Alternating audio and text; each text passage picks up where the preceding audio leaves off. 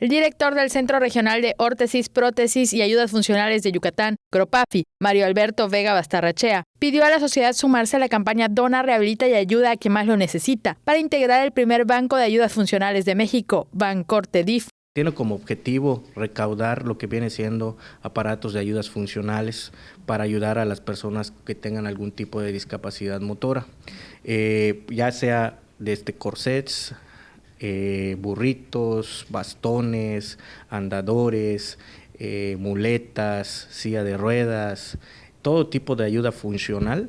Se les pide a la ciudadanía que pues los artículos estén en lo mejor posible para que solo pueda hacer un ajuste, en dado caso pues hasta una reparación leve. Alberto Vega dijo que hay 3 bancos de ayudas funcionales en el mundo, uno en España y 2 en Argentina, y el cuarto estaría en Yucatán.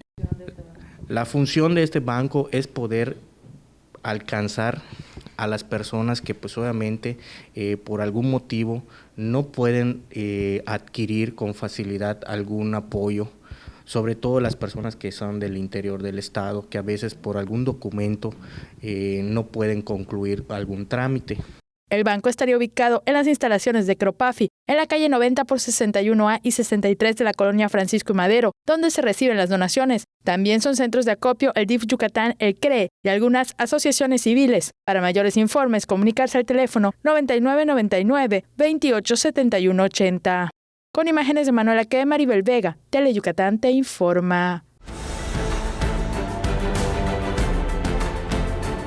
Tele Yucatán te informa. Lunes a viernes, 3 de la tarde. Síguenos.